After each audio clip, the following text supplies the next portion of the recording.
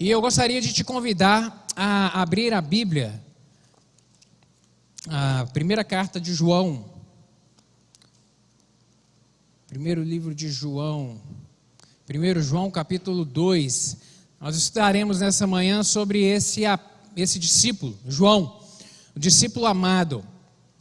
Nós estamos estudando, iniciamos há alguns domingos, o estudo a respeito de alguns heróis do Novo Testamento. No Novo Testamento há alguns personagens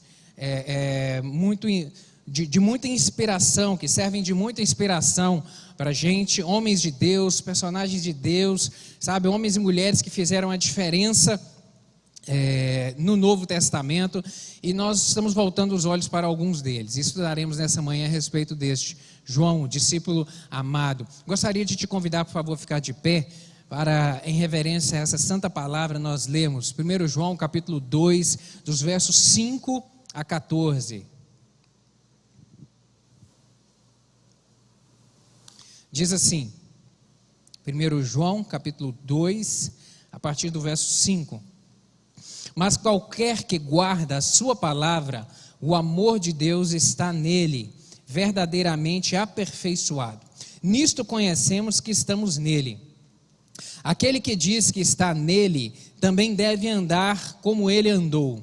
Irmãos, não vos escrevo um mandamento novo, mas um mandamento antigo, que desde o princípio tivestes. Este mandamento antigo é a palavra que desde o princípio ouvistes. Outra vez vos escrevo um mandamento novo, que é verdadeiro nele e em vós, porque vão passando as trevas, e já a verdadeira luz alumia. Aquele que diz que está na luz e aborrece o seu irmão, até agora está em trevas.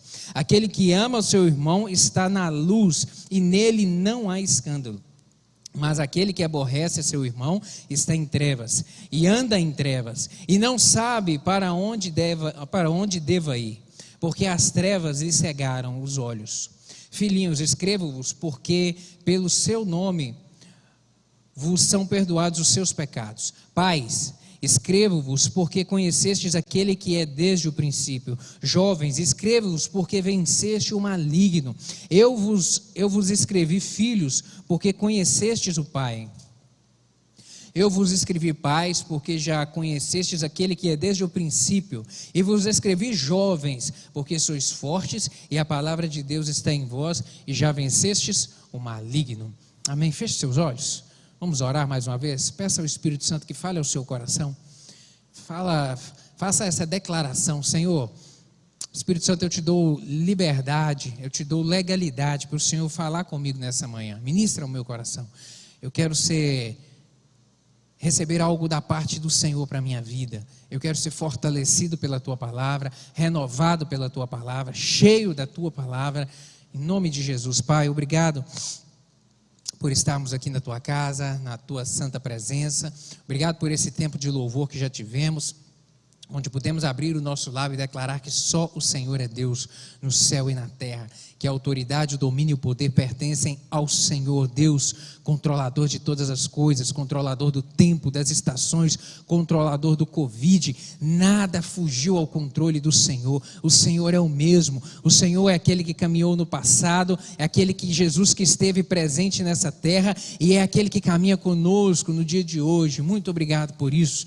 Meu Senhor, e agora que vamos meditar na Tua palavra, Pai, fala conosco. Espírito Santo, ministre em nosso coração, em nome de Jesus, que sejamos alimentados e fortalecidos pelo Senhor. Fala de uma maneira individual ao coração de cada um dos meus irmãos aqui, em nome de Jesus.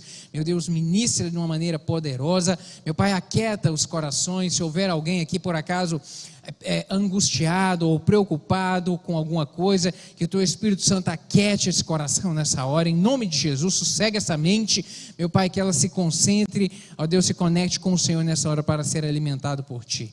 Dá-me graça para transmitir essa palavra, Espírito Santo, pois eu dependo inteiramente do Senhor. É assim que eu lhe oro no nome santo de Jesus Cristo, meu Deus. Amém. E amém. Você pode se sentar, meu querido. Você que está conectado conosco aí na sua casa, Deus te abençoe de uma maneira poderosa. Fique atento, não se dispersa, e o Espírito Santo falará contigo aí também. Eu creio nisso. Queridos, João é um dos personagens, sem dúvida, mais amados do Novo Testamento, mais amados, sabe, um escritor, e escreveu alguns livros, falaremos a respeito deles aqui, e escritor daquele que é o livro mais desafiador da Bíblia, sem dúvida alguma, que é o livro de Apocalipse. Então, foi um discípulo, um servo, uma testemunha ocular da caminhada de Jesus. Andou com Jesus, esteve com Jesus, desde ali do início ali do seu ministério, acompanhou milagres, coisas extraordinárias, assim que Jesus realizou, assim em diversos momentos do ministério de Jesus. Esteve com Jesus, inclusive no momento da sua crucificação, quando todos os discípulos foram dispersos, João permaneceu ali. E engraçado que isso não foi surpresa, isso não causou tristeza ao coração de Jesus, porque ele já sabia que isso ia acontecer. Ele mesmo avisou os seus discípulos que isso iria acontecer. Lá em Mateus capítulo 26, versos 30 a 34, Jesus diz uma palavra assim, olha: depois de terem cantado um hino, saíram para o Monte das Oliveiras. Então Jesus lhes disse, ainda esta noite todos vocês me abandonarão, ainda esta noite todos vocês me abandonarão, pois está escrito, ferirei o pastor e as ovelhas do rebanho serão dispersas, mas depois de ressuscitar irei adiante de vós para a Galileia. Aí Pedro respondeu, ainda que todos te abandonem, nunca te abandonarei. Respondeu Jesus, asseguro-lhe que ainda essa noite, antes que o galo cante, 3 vezes me negarás. Jesus, ou seja, Jesus conhecia os seus discípulos, ele sabia que eles estavam ainda em processo de transformação, de amadurecimento, e trocando em miúdos, o que Jesus disse aqui nesse momento, ele falou, olha, a chapa vai esquentar, e quando ela esquentar, eu sei que vocês não vão aguentar a pressão não. Nesse momento ainda não. E de fato não aguentaram a pressão ali daquele momento da perseguição, ali onde Jesus foi preso, realmente os discípulos se dispersaram. Mas Jesus sabia que aqueles homens estavam em processo de amadurecimento e que depois que recebessem do Espírito Santo, seriam homens que revolucionariam essa terra pelo poder do Espírito Santo. O Senhor Jesus sabia disso, mas Ele trouxe essa palavra nesse momento aqui justamente para poder confortá-los a respeito do que estaria por vir. João, portanto, presenciou ali o momento da crucificação, presenciou o momento da ressurreição de Jesus, quando ele foi até o túmulo e encontrou o túmulo vazio. João estava lá. A vida e o testemunho de João, queridos, sem dúvida nenhuma, elas fortalecem a nossa fé. A vida e o testemunho desse homem fortalecem a nossa fé naquele que é, que era e que há de vir, nosso Senhor Jesus Cristo. E é isso que eu quero que a gente conecte nessa manhã, para, através do exemplo, através das circunstâncias, das experiências que esse discípulo vivenciou, isso possa fortalecer a minha fé e a sua fé para essa caminhada da vida. Amém, meu querido? Vou falar um pouco a respeito de João, o homem. Quem é que foi esse homem? A Bíblia diz que ele era filho de Zebedeu e irmão de Tiago. Aquele Tiago que também foi chamado por Jesus para ser discípulo. Filho de Zebedeu, irmão de Tiago, está registrado em Mateus capítulo 4, verso 21, em outras referências também, em Lucas e em Marcos também faz referência a respeito da pessoa de João, quem era ele. Ali na instituição da Santa Ceia, quando isso é relatado aqui já no Evangelho de João, e não na carta de João, aqui no Evangelho de João, ele se refere a si mesmo como aquele a quem Jesus amava. Essa expressão, ela surge pelo menos umas 3 vezes ali no Evangelho de João. Essa expressão, aquele a quem Jesus amava. João mantinha, e quando a gente observa essa expressão que é utilizada pelo apóstolo João, que aparece aí pelo menos 4 vezes no seu livro, a gente percebe uma grande descrição nele a respeito da forma de se referir na Bíblia. João mantinha uma descrição ao referir-se a ele mesmo no seu próprio Evangelho, capítulo 21, por exemplo, de João. A gente verifica isso. Ele não escreve lá no Evangelho usando a primeira pessoa. Não escreve se referindo à palavra eu. Não aparece a primeira pessoa. E ele nem cita também o seu nome. Isso é muito interessante da gente observar. Abra sua Bíblia, por favor, aí, lá no Evangelho de João. João capítulo 18.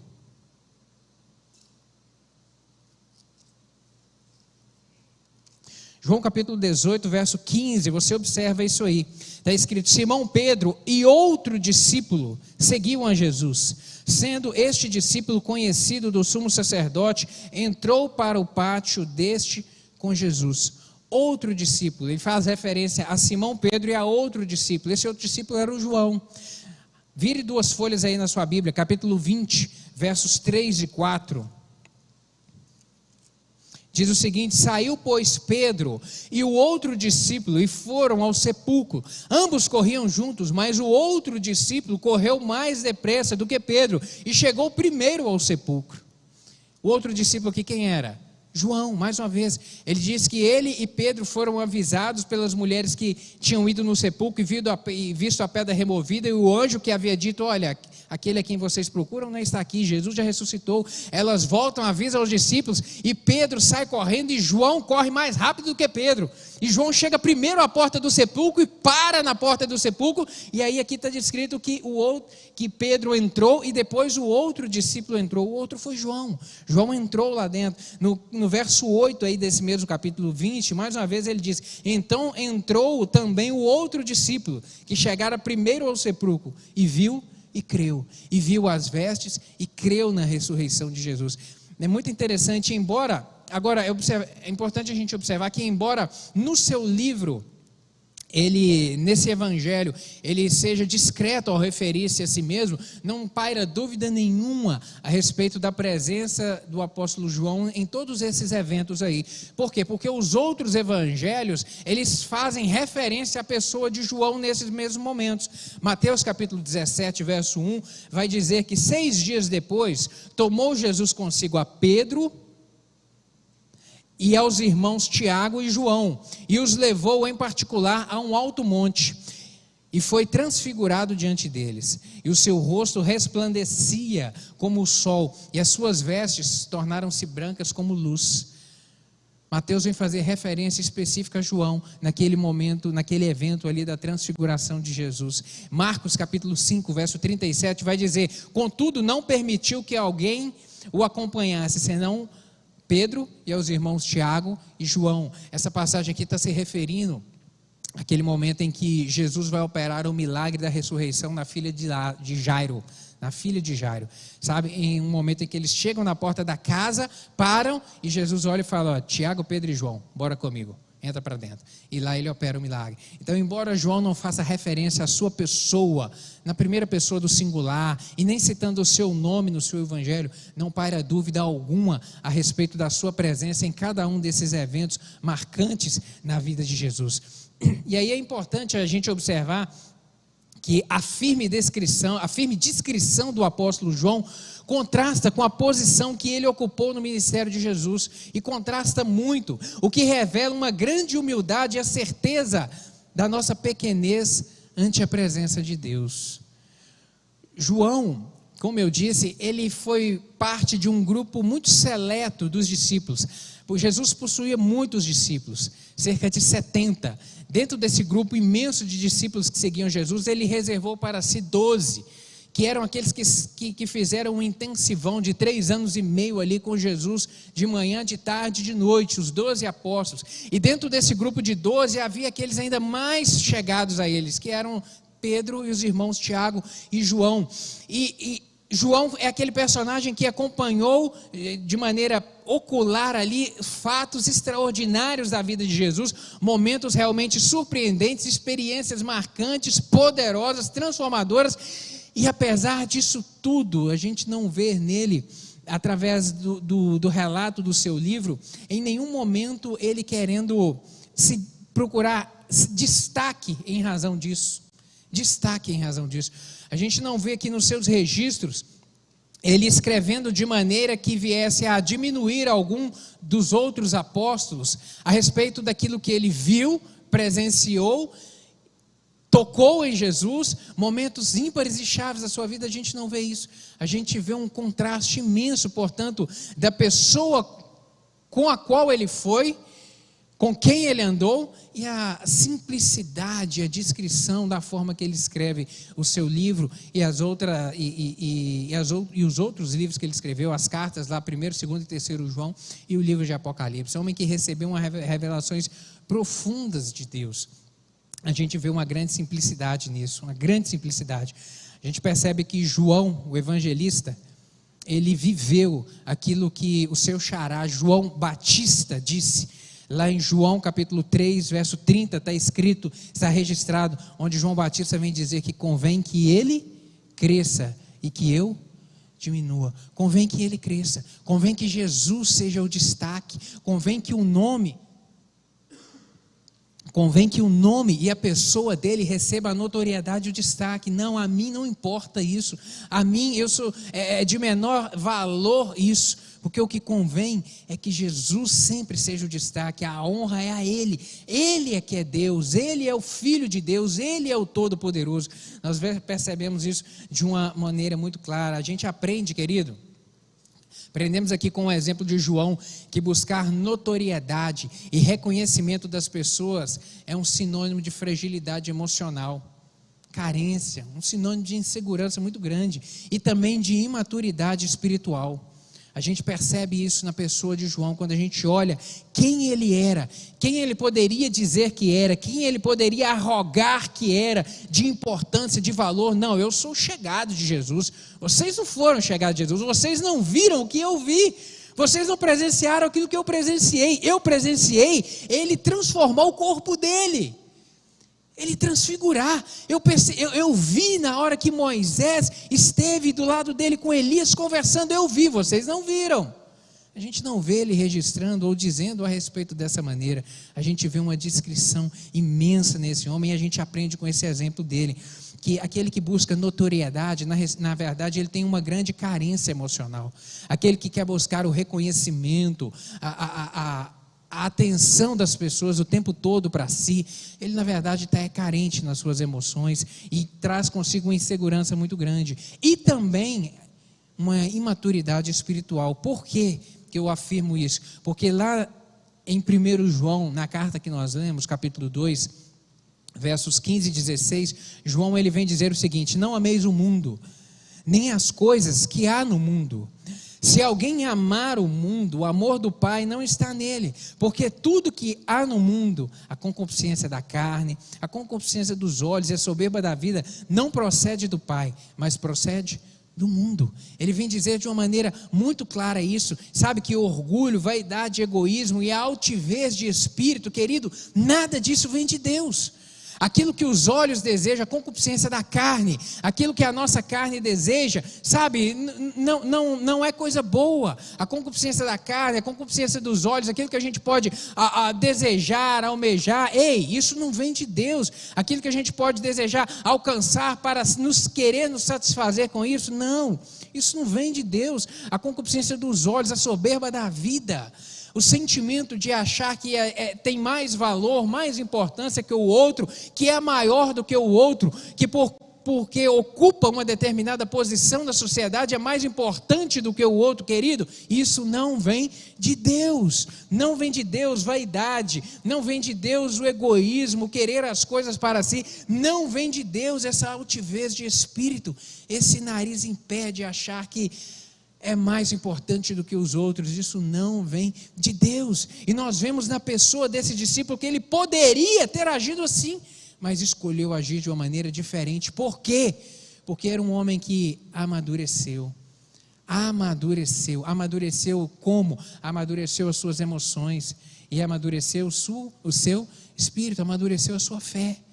Quando ele escreve esse livro aqui, ele já estava maduro na sua fé, ele já tinha tido experiências fabulosas com o Senhor, e já via a vida de uma perspectiva diferente, agora com os olhos diferentes, com um olhar diferente, sabe, querido?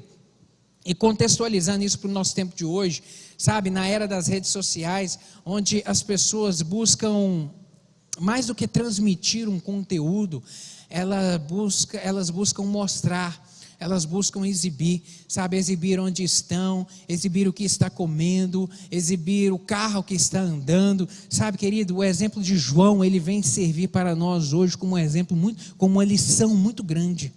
Nesse tempo que a gente vive hoje, rede social é uma bênção, rede social é um instrumento poderoso que a gente tem nas mãos para abençoar a vida de muitas pessoas. Isso realmente é uma bênção quando utilizado da maneira correta.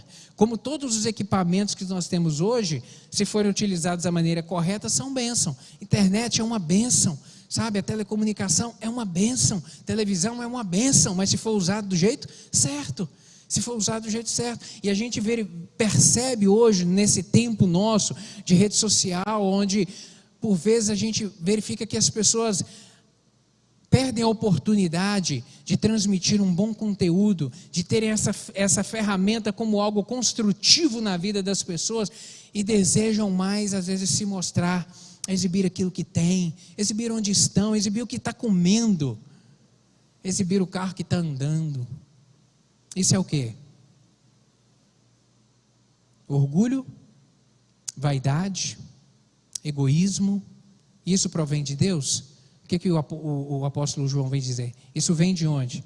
Isso provém do mundo, isso provém desse sistema que a gente vive, isso provém daqui, isso não vem do alto, isso não vem de Deus. Portanto, a gente aprende na vida desse discípulo aqui a respeito disso. Viva bem, seja instrumento de Deus onde você está.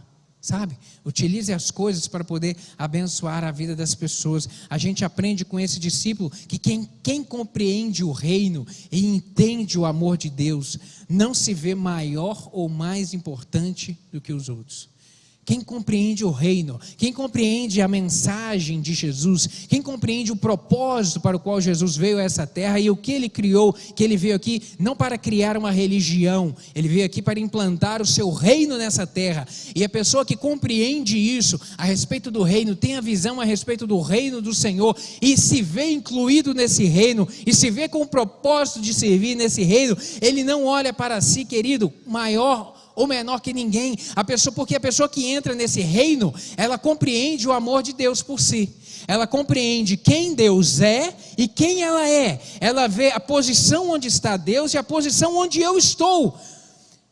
Alguém que era condenado ao inferno, alguém que ia caminhar para uma morte eterna, alguém que não tinha uma perspectiva de futuro, alguém que poderia até possuir bens, possuir coisas, ter uma vida regalada aqui, mas que tinha um vazio imenso dentro do coração, porque faltava essa presença que traz a paz, que traz a alegria, que traz o contentamento da vida, que é a presença de Jesus. Quando o homem entende isso, e ele percebe quem Deus é, e a sua pequenez, e a sua simplicidade nessa terra, o quão sensível ele é, onde se chuta a beirada de uma mesa e machuca a unha do pé, e aquilo dói, aquilo causa um mal, causa um transtorno na vida da pessoa. Quando a gente entende a nossa sensibilidade, a nossa pequenez, aí a gente reconhece esse grande amor, e aí a gente começa a olhar para a vida do outro como alguém semelhante a mim, como alguém que eu devo amar do mesmo jeito que eu me amo, como alguém que é igual a mim perante Deus, porque quem é grande, quem é elevado, quem está acima é o Senhor Deus e não sou eu. Sabe, querido, quando o homem tem essa visão aclarada e essa percepção do reino e essa percepção do amor de Deus, aí não sobra espaço no seu coração para altivez de espírito, não sobra espaço no seu coração para arrogância, não sobra espaço para o seu coração para querer notoriedade das pessoas, não sobra espaço para querer mostrar aquilo que tem, onde está, o que está fazendo, não sobra espaço, porque ele percebe que essas coisas são de menor valor. O que é de maior valor é o Senhor, Ele é que é de maior valor. Seguindo aqui, meu querido, as origens de João. O nome João significa Deus é gracioso, ou Deus mostra graça. Significa isso, a tradução do seu nome em hebraico. Deus é gracioso e Deus mostra graça. Tal nome parece aí muito propício para o relacionamento que a gente vê de João com Jesus, um relacionamento realmente de intimidade, de uma amizade muito grande, de um amor muito grande. A Bíblia deixa registrado que João era aquele que abraçava Jesus, que estava sempre próximo, sempre do lado, sabe, que reclinava a cabeça no seu peito, no sentido de uma intimidade, de um amor muito grande, de uma proximidade, de um bem-querer muito grande. A gente percebe isso no relacionamento de João com Jesus. Marcos afirma, e é muito interessante a gente observar que Marcos vem afirmar que em determinado momento Jesus chamou João e Tiago de Boanerges. Boanerges está lá em Marcos capítulo 3, verso 17. Marcos vem fazer essa referência onde Jesus vem chamá-los de Boanerges, que significa filhos do trovão. Marcos 3,17 diz o seguinte: Tiago, filho de Zebedeu, e João, seu irmão, aos quais deu o nome de Boanerges, que quer dizer filhos do trovão. Parece uma dicotomia, né? Como que aquele que era amado, o discípulo do amor, aquele que era tão amável, pode ser chamado de filho do trovão? Porque são figuras muito diferentes. Trovão é um negócio abrupto, é um negócio de repente, é um negócio forte, é um negócio, sabe, que assusta, que dá um saculejo.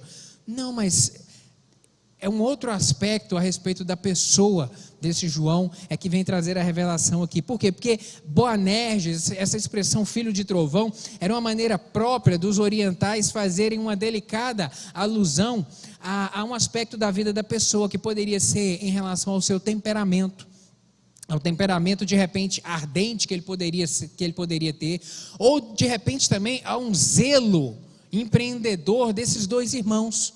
Um zelo, um cuidado com a obra, um cuidado de querer fazer a coisa do jeito certo, de uma maneira acertada. Ou de repente essa expressão filho do trovão pode se referir à eloquência deles, a forma como falavam, como se expressavam de uma maneira corajosa, de uma maneira ousada. De repente poderia ser isso. Mas quando a gente volta os olhos para alguns registros desses dois apóstolos, a gente percebe isso de uma maneira muito grande. Lucas, abra sua Bíblia aí, por favor. Lucas, capítulo 9, versos 49 e 50.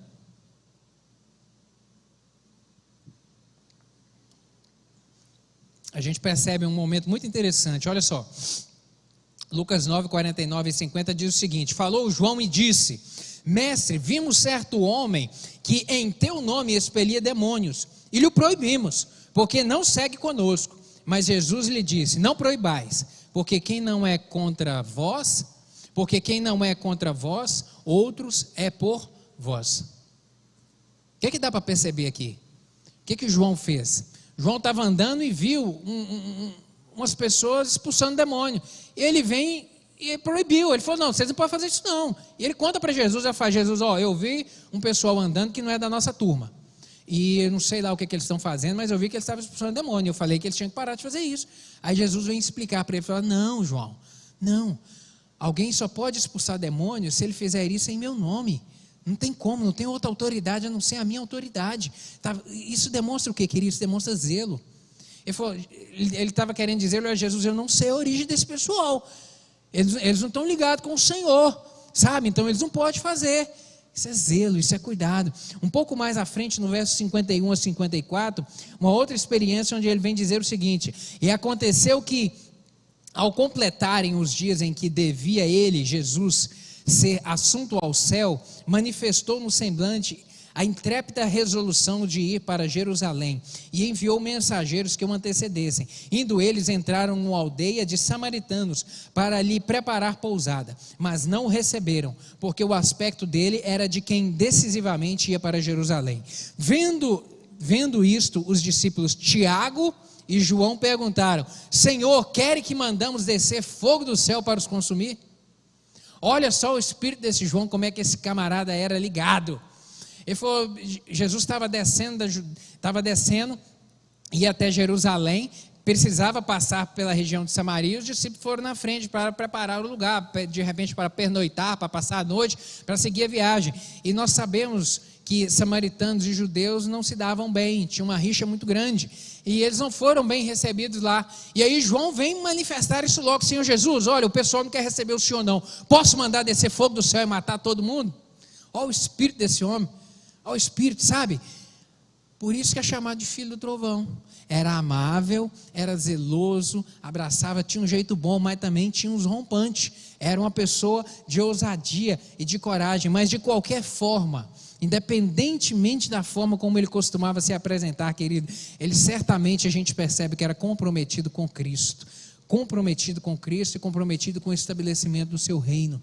Queria realmente que a obra de Jesus permanecesse, que a obra de Jesus não fosse deturpada, que a obra de Jesus produzisse fruto na vida das pessoas, crescesse e avançasse. A gente percebe isso na vida de João. A respeito da família de João, a narrativa dos evangelhos fala muito pouco a respeito de João e da sua família. Sabemos que ele residia ali nas margens do mar da Galileia, o local também onde era o seu trabalho. E a gente tem informação de que o nome de seu pai era Zebedeu, está registrado em Mateus capítulo 4, filhos de Zebedeu, e que o Zebedeu ele estava no barco no momento em que Jesus passa e chama Tiago e João para o seguirem. Zebedeu estava lá. Marcos capítulo 1, abra sua Bíblia aí, por favor. Marcos 1, versos 19 e 20, diz o seguinte: pouco mais adiante viu Tiago, filho de Zebedeu, e João, seu irmão, que estavam no barco consertando as redes, e logo os chamou, deixando eles no barco a seu pai Zebedeu com os empregados, seguiram após Jesus. Deixando eles no barco a seu pai Zebedeu com os empregados, seguiram Jesus. Zebedeu estava presente, o pai dele estava presente naquele momento ali. E eu imagino que da forma como João era, eu imagino que em casa, da forma como ele tratava Jesus, relacionava-se com Jesus, eu imagino que em casa ele era da mesma maneira. Ele era cuidadoso, ele era zeloso, ele era amoroso.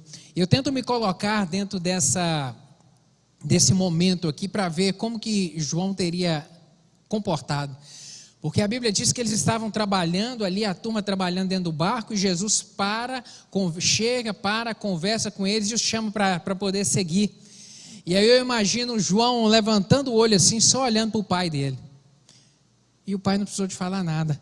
O pai de repente só deu uma virada de olho, o pai só deu uma balançada de cabeça e ele entendeu o comando. Eu imagino João aqui olhando para o seu pai para receber dele essa, sabe, aquela concordância em razão daquela reverência. Aquela reverência. A turma que tem mais de 40 aí entende isso muito bem. A turma que tem mais de 40. Porque na casa da gente, a turma que tem mais de 40, na casa da gente funcionava desse jeito. O pai e a mãe às vezes não precisavam de falar nada. Falava com o olho, não precisava de abrir a boca para falar. Falava com os olhos, sabe? Só de uma olhada você já entendia o comando geral. Você já compreendia a mensagem. Se podia ir ou se não podia. Se o negócio ia ficar feio ou se o negócio não ia ficar. Pai e mãe não precisavam de falar, não. Não precisava de explicar, de rezar a cartilha, não. A turma que tem mais de 40 aí entende isso muito bem. Que o pai e a mãe às vezes só olhava ou só arranhava a garganta. O menino já sabia o recado inteiro, já entendia o comando. Sabe? E se não entendesse, meu querido, a correia cantava. A chinela cantava, mas cantava na alta. A nossa criação foi assim. Então eu imagino que João deve ter esticado o olho só para o pai dele assim, o pai, vai, pode ir, está autorizado aí. Sabe, eu imagino um contexto mais ou menos assim de uma história desse jeito.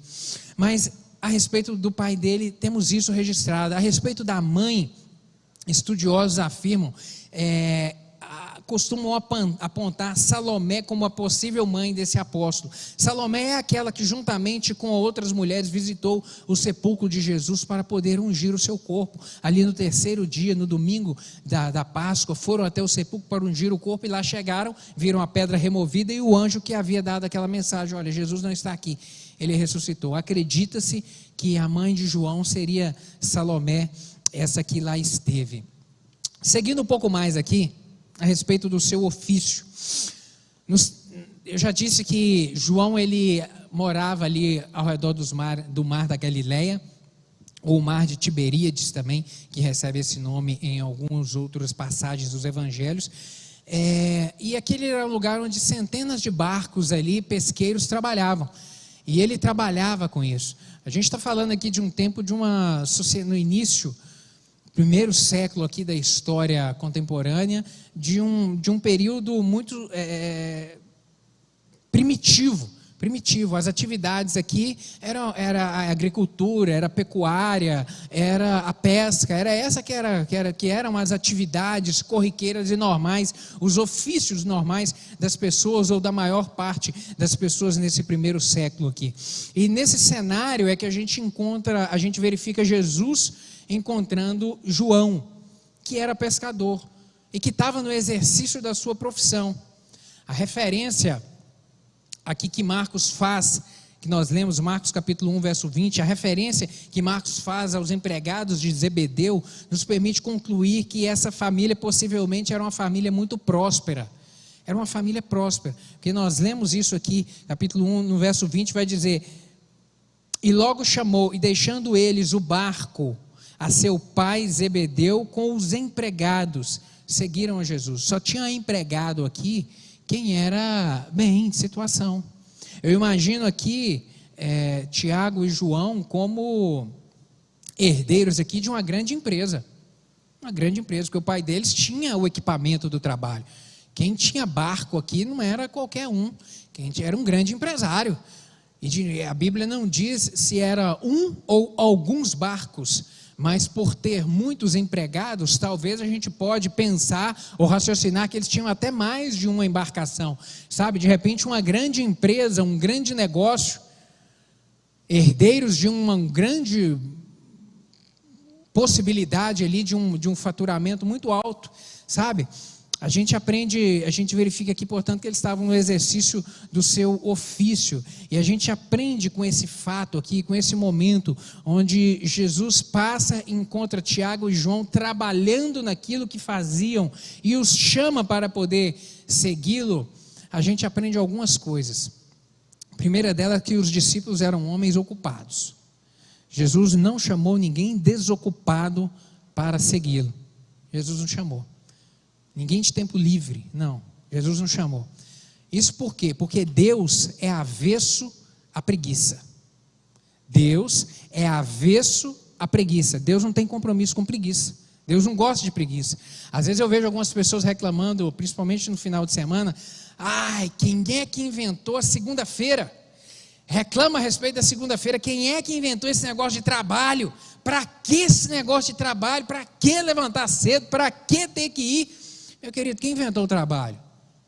Foi Deus.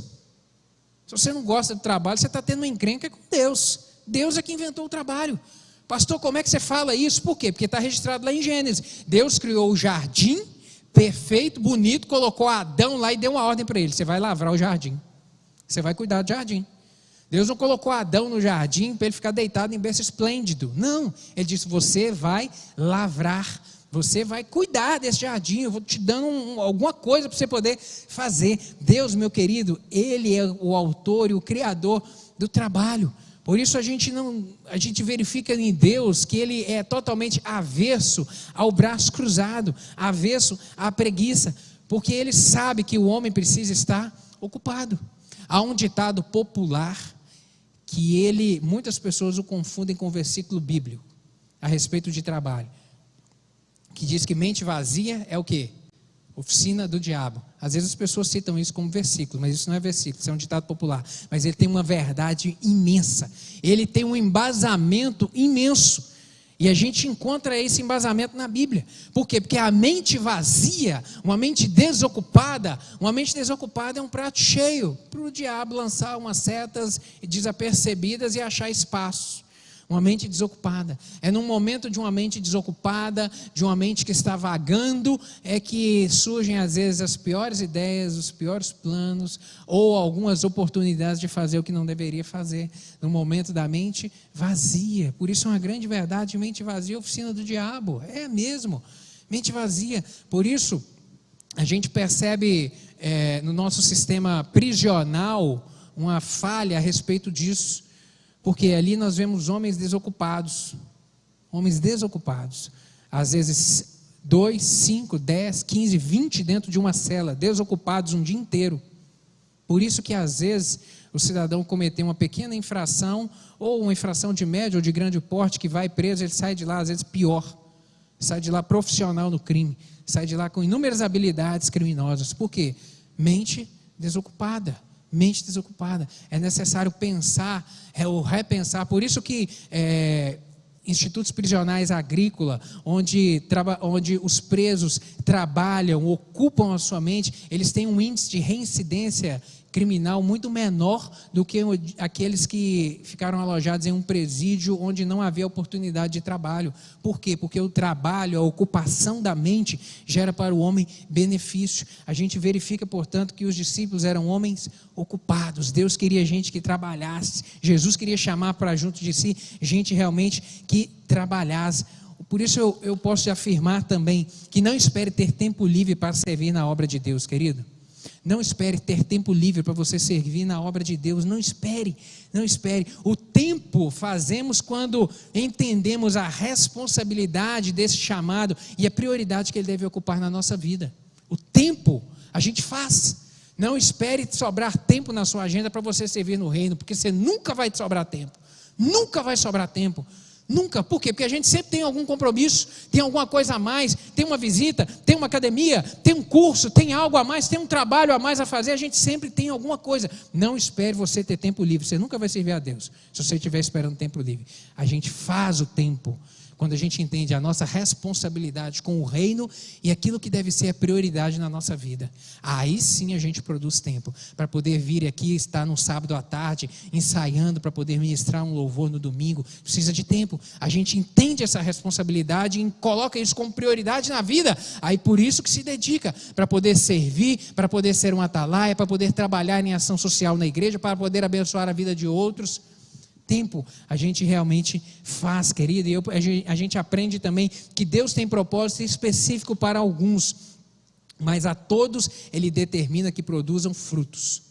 Deus tem propósito específico para alguns, mas a todos Ele determina que produzam frutos. João disse isso, capítulo 15, verso 16: não fostes vós que me escolhestes a mim, pelo contrário, eu vos escolhi a vós, outros, e vos designei para que vades e deis fruto, e o vosso fruto permaneça. E o vosso fruto permaneça. O que isso significa, querido? Deus tem um chamado específico para alguns, para o seu reino, mas a todos nós, cada um de nós, eu e você, onde você está, você tem a responsabilidade de produzir fruto para o Senhor. Aonde você está, como engenheiro, onde você está, como bombeiro militar, como policial militar, como professora, como professor, como médico, como advogado, como servidor público, onde você está, você tem que produzir fruto. Onde você está é que você tem que influenciar as pessoas. Onde você está é que você tem que ser sal e luz na vida das pessoas. É ali que é o lugar que você tem que produzir. É ali que você tem que demonstrar as marcas de Jesus na sua empresa, com os seus funcionários. Eles têm que olhar para você e ver Jesus em você. Quais são os frutos que você tem produzido, meu querido? Quais os frutos que você tem produzido? Como um arquiteto de Deus, como alguém que as pessoas olham e falam: não, esse homem é um homem de Deus, que coisa boa contratar o serviço dele, que coisa boa fazer parceria com a empresa dele, sabe, é uma mulher de Deus, sabe, querido, qual o fruto que você tem produzido na vida das pessoas? Quais as marcas de Deus que você tem deixado na vida das pessoas? Quais as marcas? Quais as marcas? Pense nisso, porque isso é que é o relevante para a nossa vida nos dias de hoje. É isso que João vem nos ensinar, meu querido. Quais as marcas que você tem produzido na vida das pessoas hoje? Hoje, você tem deixado marcas de Cristo? Para as pessoas poderem olhar para você como um profissional, onde você está, e falar: não, esse camarada é sério, essa mulher é sério. Você tem influenciado para poder produzir, ou de repente tem sido um mau exemplo, uma má referência, uma má referência. Seja a referência de Deus onde você está. Seja a referência de Deus. Cuide para ser uma referência de Deus, para, sabe, transmitir a luz do Senhor com quem você está, onde você está, com quem você estiver.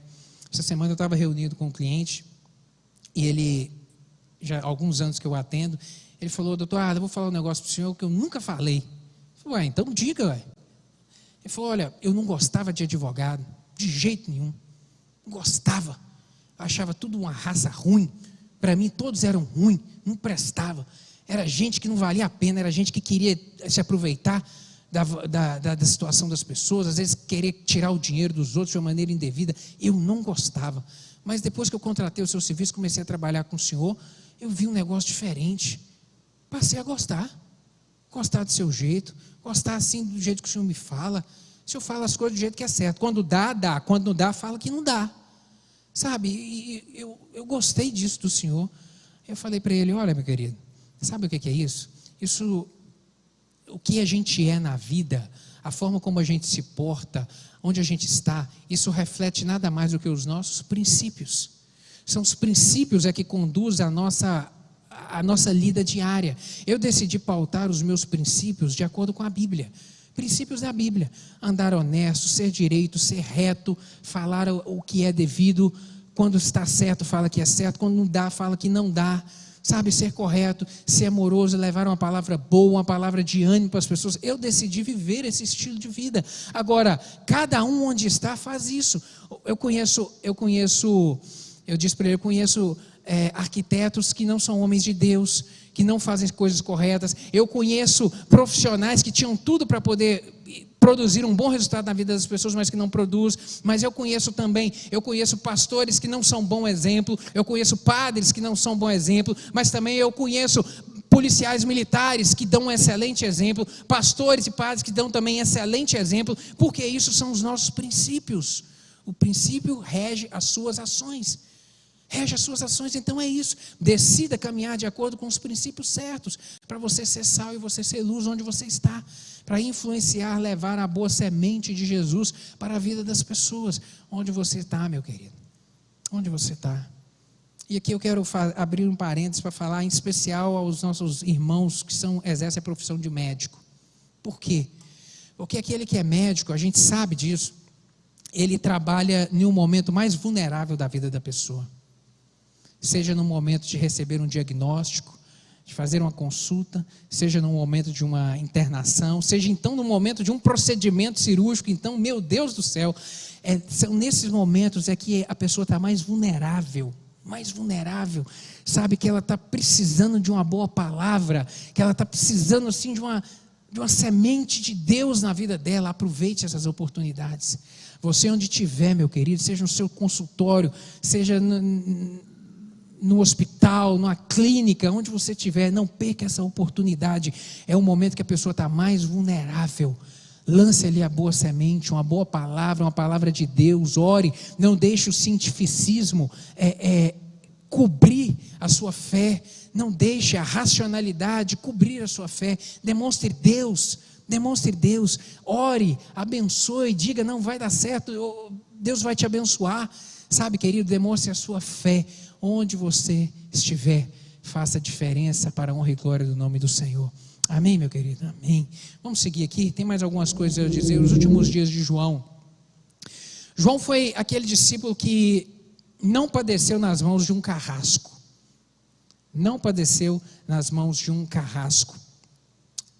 Inúmeros outros discípulos, quando a gente olha a história, a gente vê que eles tiveram uns finais muito ruins. Tiago, por exemplo, o registro da história diz que ele foi perfurado a espada. Filipe foi torturado até a morte. Mateus foi decapitado, ou foi afogado, ou esfaqueado, ou queimado. Por que não tem essa precisão? Porque os registros históricos do primeiro século, eles não eram precisos. Então isso é o que, algumas suposições do que aconteceu com eles. Tiago, o menor, porque há duas referências, há dois Tiagos que foram discípulos. Esse Tiago aqui, irmão de João, e há um outro Tiago também, que é chamado de Tiago menor. Ele possivelmente foi apedrejado ou espancado. Pedro foi crucificado de cabeça para baixo. Esse registro da história é seguro. André morreu suspenso em uma cruz em forma de X. Meu Deus amado, que sofrimento. Tomé foi perfurado por lança de soldado. João não teve esse fim trágico, mas ele não significa que ele não padeceu. Ele foi Ele foi preso, ele estava em Éfeso, quando foi preso, foi conduzido até Roma. Lá em Roma ele foi lançado em uma caldeira de azeite fervente, mas ele sobreviveu, pela misericórdia de Deus, ele sobreviveu. E depois que ele sobreviveu, ele foi desterrado, ele foi exilado lá na ilha de Patmos, para onde ele foi, e lá naquele momento na ilha de Patmos, foi onde ele recebeu a revelação de Deus e escreveu o livro de Apocalipse. E ele diz isso lá em Apocalipse capítulo 1, verso 9, quando ele vem dizer que eu, João, irmão vosso e companheiro na tribulação, no reino e na perseverança em Jesus, achei-me na ilha chamada Patmos, por causa da palavra de Deus e do testemunho de Jesus. Segundo a tradição, segundo os escritos lá do primeiro século, ele permaneceu por 1 ano e meio nessa ilha de Patmos. Depois ele foi liberto pelo imperador Nerva, ali em 96, 98 depois de Cristo. Ele voltou para Éfeso, onde ele continuou ali pastoreando a igreja. É o apóstolo do amor. Ele recebeu esse nome, e nós percebemos isso, que embora seja chamado de filho de trovão também, ele é conhecido como o apóstolo amado. Há os registros, como eu disse lá no seu evangelho, de aquele a quem Jesus amava, essa expressão, e a gente pode imaginar que essa expressão, talvez seja possível concluir que o evangelista utilizou essa expressão por compreender a plena dimensão do amor que Jesus ofereceu a ele, do amor de Deus. Por isso que eu imagino que ele utilizou essa expressão.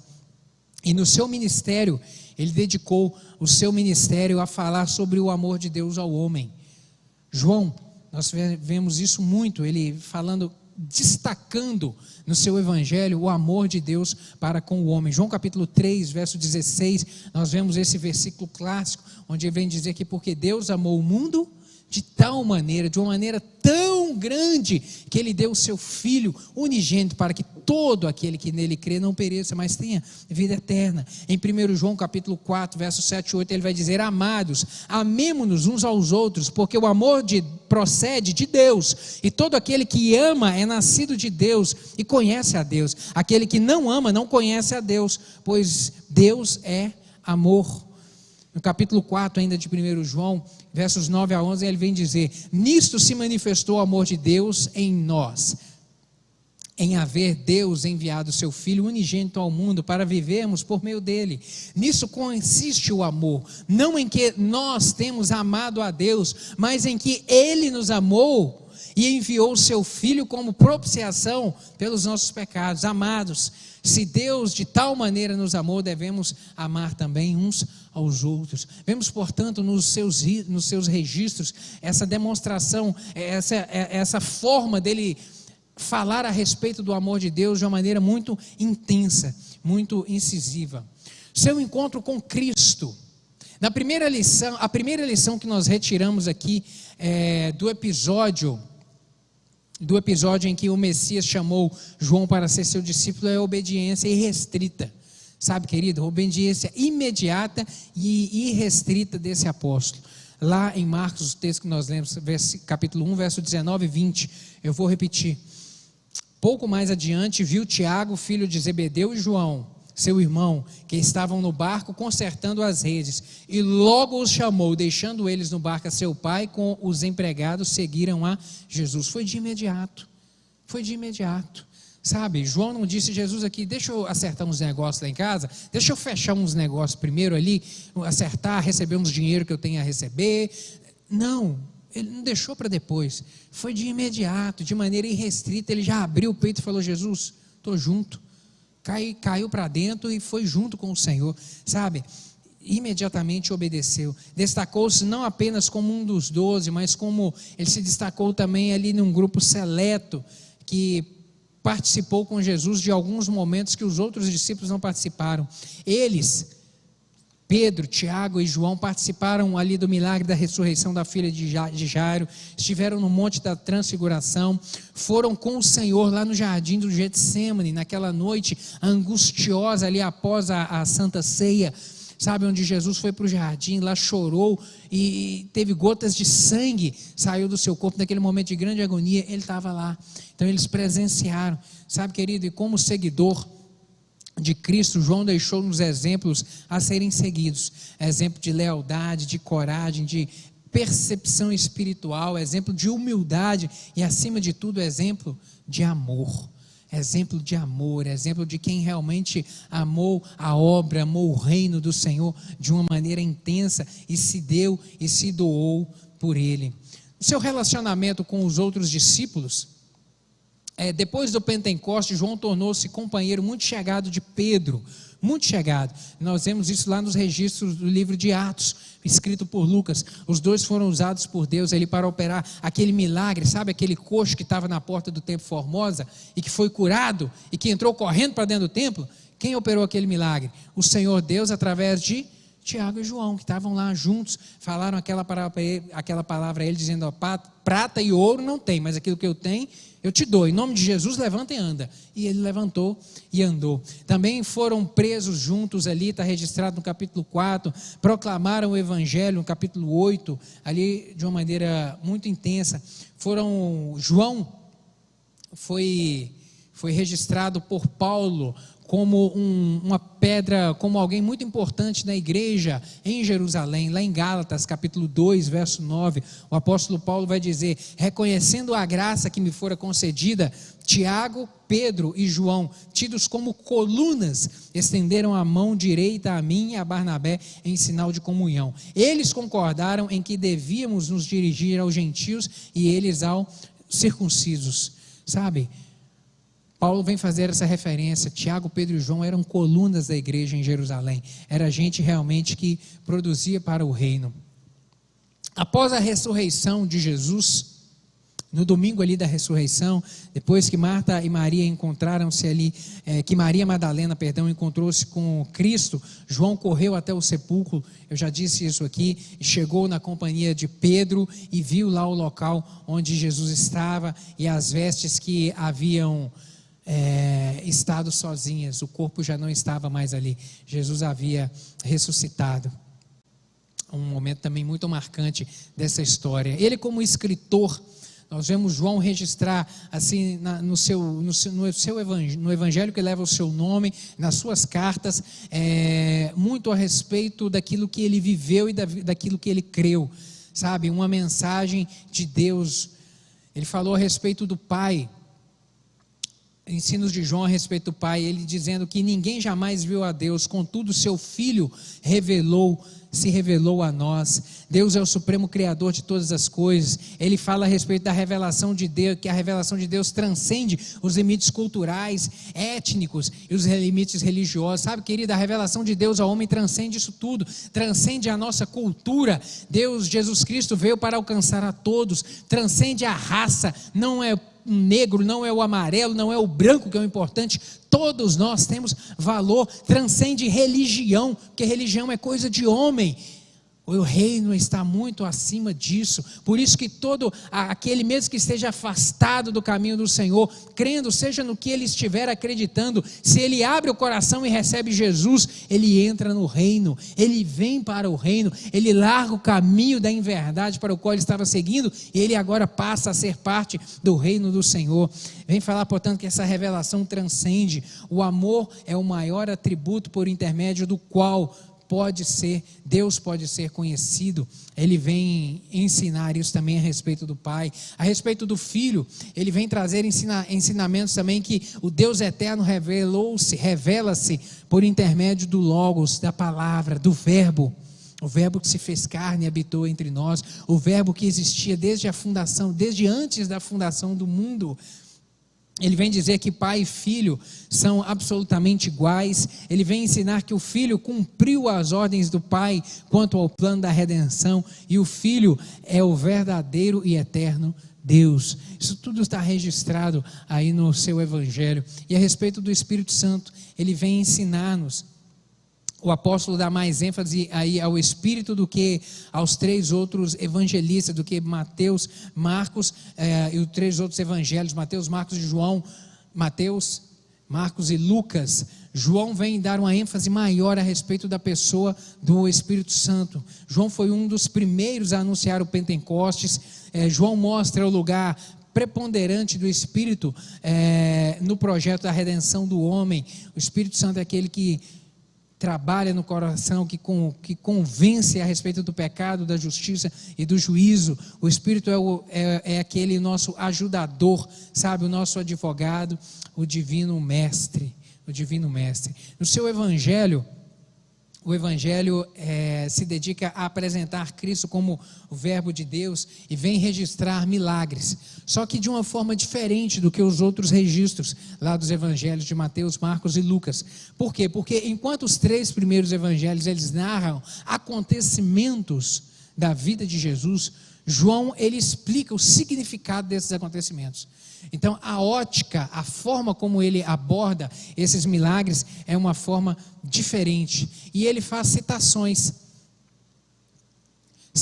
aqui feitas por Jesus, onde Jesus vem dizer que eu sou a luz, onde ele vem de chamar a si mesmo de luz do mundo, bom pastor, a ressurreição e a vida, a videira verdadeira, a porta das ovelhas, o pão da vida, o caminho, a verdade e a vida.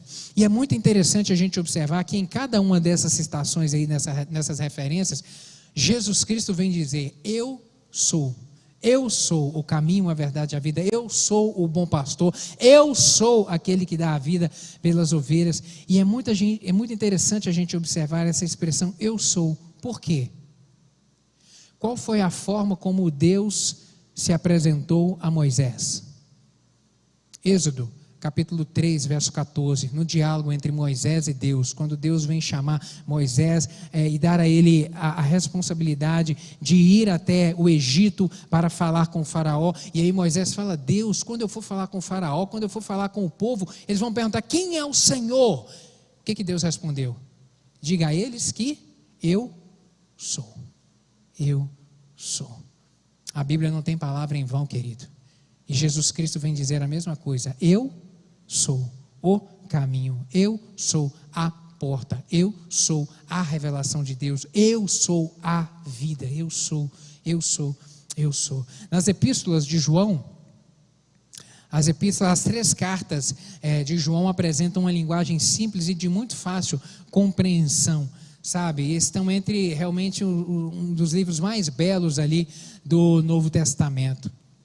E por fim, a respeito do Apocalipse, que foi escrito por João, também revelado pelo Espírito Santo, apesar de ser um dos livros mais comentados do Novo Testamento, talvez seja o de menor compreensão, porque realmente entender Apocalipse requer um estudo maior, mas uma coisa é muito fácil de se compreender, que é a mensagem do livro. Qual que é a mensagem do livro de Apocalipse? Jesus voltará. Amém? Essa é a mensagem. Basta apenas compreender, porque lá traz muita simbologia, muito significado a respeito de eventos que vão acontecer ainda, sabe? Foi um descortinamento que Deus deu a João a respeito dos eventos do fim, sabe? Mas a mensagem primária, a mensagem central do livro de Apocalipse é essa: Jesus voltará para buscar a sua igreja. Você faz parte dessa igreja? Glória a Deus por essa verdade. Glória a Deus porque temos essa esperança em nosso coração, a certeza de que somos amados do Senhor, a certeza de que Ele vem e que Ele está muito próximo. E o Covid e esse tempo que nós estamos vivendo é mais uma dessas provas de que Jesus está à iminência para poder voltar e buscar a sua igreja. Amém, meu querido? Amém, glória a Deus pela vida de João, glória a Deus pelo seu exemplo, pela sua referência a nós, pelos ensinamentos registrados a nós, por tudo que podemos aprender através da vida desse discípulo. Eu gostaria de te convidar a ficar de pé para a gente poder orar.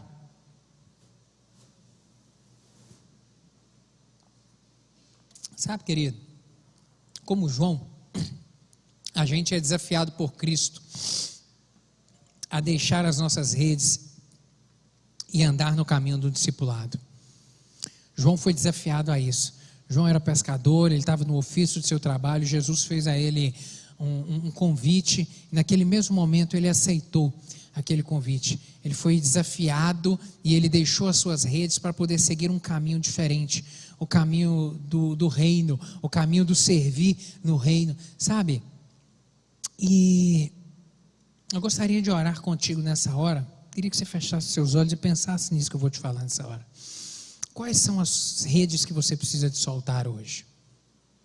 Como eu disse, Jesus, o Senhor, Ele tem um chamado específico para cada um de nós. Um chamado específico para alguns no sentido de servir no reino. Mas a todos nós, Ele nos chamou para trabalhar e servir no reino. Sermos úteis no reino dEle. Mas as redes são aquelas coisas que nos prendem.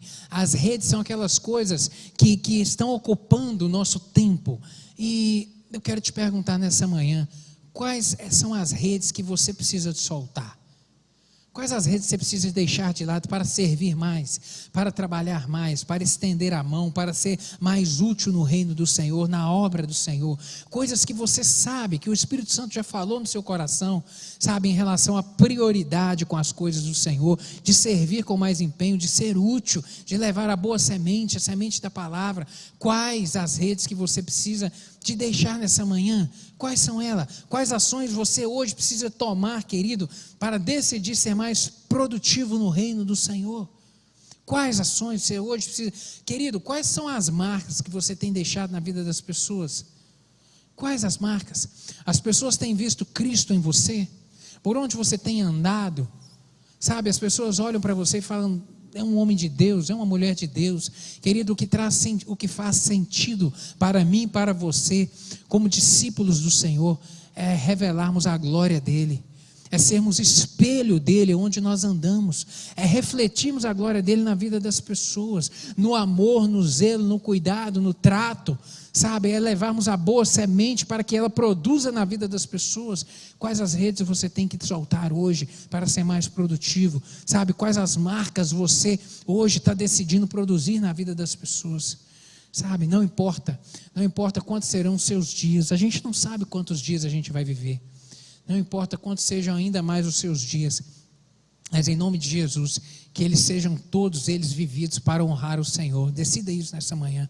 Decida isso, viver todos esses dias para ser produtivo para o Senhor, assim como João foi usado por Deus de uma maneira intensa. Onde você está, você é instrumento de Deus para abençoar a vida das pessoas, para levar a semente, a boa semente da palavra do Senhor, para abençoar a vida das pessoas.